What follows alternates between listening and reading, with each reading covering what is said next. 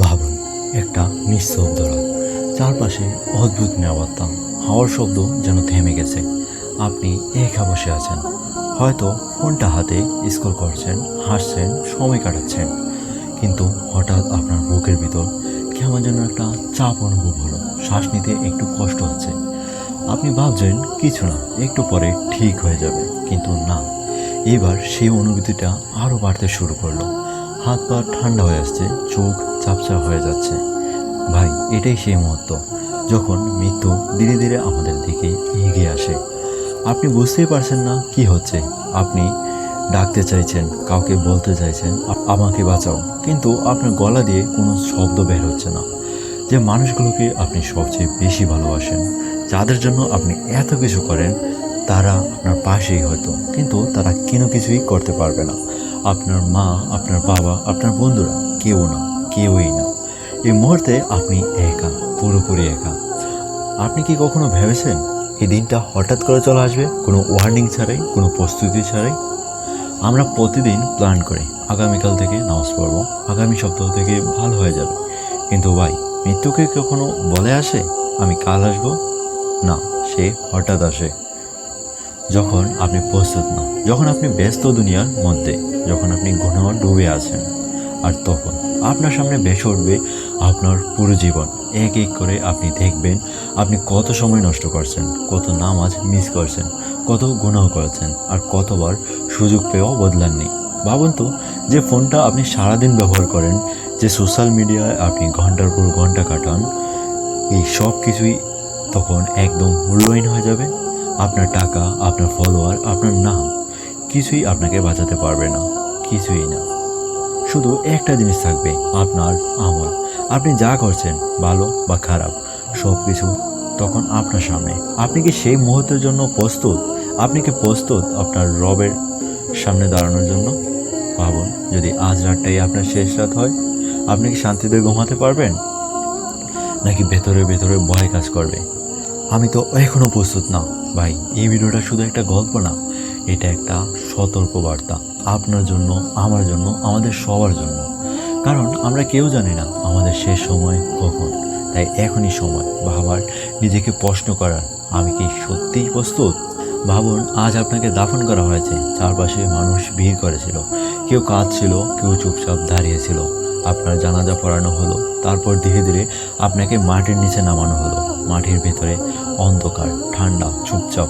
আপনার উপর এক এক করে মাটি দেওয়া হচ্ছে, ঠক ঠক প্রতিটা মাটির শব্দ যেন আপনার হৃদয়ে আঘাত করছে। তারপর সব শেষ, আপনি ওপরে সবাই দাঁড়িয়ে দোয়া করলো, আর ধীরে ধীরে সবাই চলে গেল।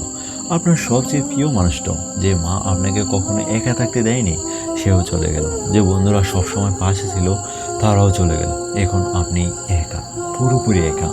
চারপাশে শুধু অন্ধকার। এখন এমন অন্ধকার যা আপনি জীবনে কখনোই দেখেননি। আপনি নাড়তে পারছেন না, চিৎকার করতে পারছেন না, শুধু অনুভব করছেন।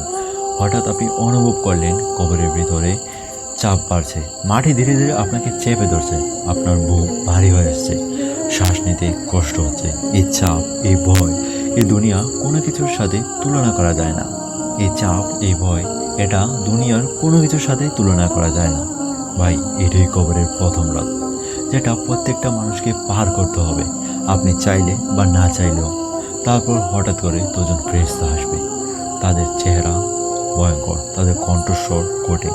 তারা আপনার সামনে বসবে, আর শুরু হবে প্রশ্ন, আপনার রবকে, আপনার ধর্ম কি, আপনার নবীকে। ভাই, এই প্রশ্নগুলো খুব সহজ মনে হচ্ছে না? আপনি এখনই উত্তর দিতে পারবেন, আল্লাহ আমার রব, ইসলাম আমার ধর্ম, মোহাম্মদ সাল্লাল্লাহু আলাইহি সাল্লাম আমার নবী। কিন্তু সেই কবরের ভেতর, সেই ভয়ঙ্কর পরিস্থিতিতে এই উত্তর মুখে বলা এত সহজ হবে না। কারণ এই প্রশ্নের উত্তর মুখ দিয়ে না, আপনার আমল দিয়ে দিতে হবে। আপনি যদি দুনিয়ার নামাজ না পড়েন, আপনি যদি গুনাহ ডুবে থাকেন, আপনি যদি আল্লাহকে ভুলে যান, তাহলে আপনার জিহ্বা আটকে যাবে, আপনি উত্তর দিতে পারবেন না। আর তখন কবর হয়ে যাবে শাস্তির জায়গা। চারপাশে আগুনের তাপ, ভয়ঙ্কর চিৎকার, আর অসহ্য কষ্ট। ভাবুন তো, যে কবরকে আমরা একটা ছোট গর্ত মনে করি, সেটাই হয়ে যেতে পারে জান্নাতের বাগান অথবা জাহান্নামের গর্ত। সব কিছু নির্ভর করে আপনার আজকের জীবনের ওপর। ভাই, প্রতিদিন কত কিছু নিয়ে ব্যস্ত থাকি, ফোন, ভিডিও, বন্ধু, দুনিয়া আর আনন্দ। কিন্তু আমরা কি কখনো ভাবি এই কবরের কথা, এই প্রথম রাতের কথা, যেখানে কেউ থাকবে না, কেউ সাহায্য করবে না, শুধু আপনি আর আপনার আমল। আপনি আজ বেঁচে আছেন, এই ভিডিওটা দেখছেন, এটা কোনো কাকতালীয় ঘটনা না, এটা একটা সতর্কবার্তা। কারণ একদিন আপনাকে এই কবরের ভিতর যেতে হবে, এই অন্ধকারের ভেতর এই প্রশ্নগুলোর মুখোমুখি হতে হবে। আপনি কি প্রস্তুত সেই রাতের জন্য? ভাবুন, আপনি এখনও বেঁচে আছেন, শ্বাস নিচ্ছেন, চোখ খুলে এই পৃথিবীটা দেখছেন। আপনার হাতে এখনও সময় আছে।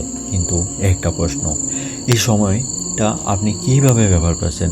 প্রতিদিন সকাল হয়, আপনি ঘুম থেকে ওঠেন, তারপর ফোন হাতে নেন, সোশ্যাল মিডিয়ায় ভিডিও, অকারণে সময় নষ্ট, দিনটা শেষ হয়ে যায়। আর আপনি ভাবেন আগামীকাল থেকে শুরু করব।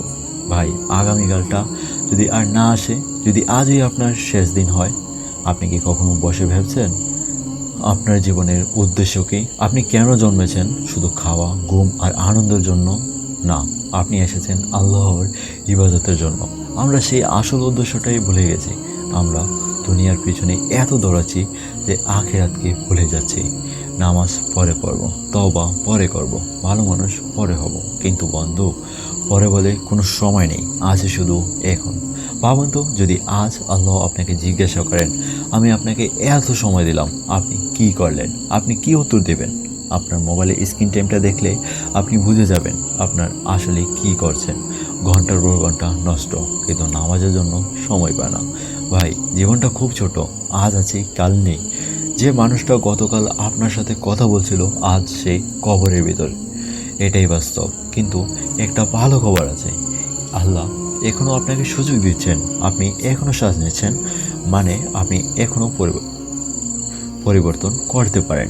আপনি চাইলে আজ থেকে নামাজ শুরু করতে পারেন, হারাম জিনিস ছেড়ে দিতে পারেন, তওবা করতে পারেন। আর আল্লাহ, তিনি এতটাই দয়ালু যে আপনি যদি সত্যি মন থেকে ফিরে আসেন, তিনি সব গুনাহ মাফ করে দেবেন। ভাই, আপনি কি জানেন সবচেয়ে বড় দুঃখ কি? যখন মানুষ বুঝতে পারে, কিন্তু তখন অনেক দেরি হয়ে গেছে। কবরের ভিতর ফিরে আসার কোনো সুযোগ নেই। তাই আজ এই মুহূর্তে আপনি সিদ্ধান্ত নিন, আপনি কি বদলে যাবেন নাকি আগের মতোই থাকবেন। এই ভিডিওটা যদি আপনি শেষ পর্যন্ত দেখে থাকেন, তাহলে এটা কোনো কাকতালীয় ঘটনা না, এটা আল্লাহর পক্ষ থেকে একটা ইশারা আপনার জন্য। ভাই, আজ রাতে ঘুমানোর আগে একবার নিজেকে জিজ্ঞাসা করুন, আমি যদি আজ মারা যাই, আমি কি প্রস্তুত? যদি উত্তর না হয়, তাহলে এখনই শুরু করুন, কারণ সময় খুব কম। যদি এই ভিডিওটা আপনার ভালো লেগে থাকে, তাহলে চ্যানেলটা সাবস্ক্রাইব করতে ভুলবেন না। আর আপনার বন্ধুদের কাছে শেয়ার করে দিন, যেন তারাও উৎসাহিত হয় আল্লাহর পথে ফিরে আসার জন্য। তো আজ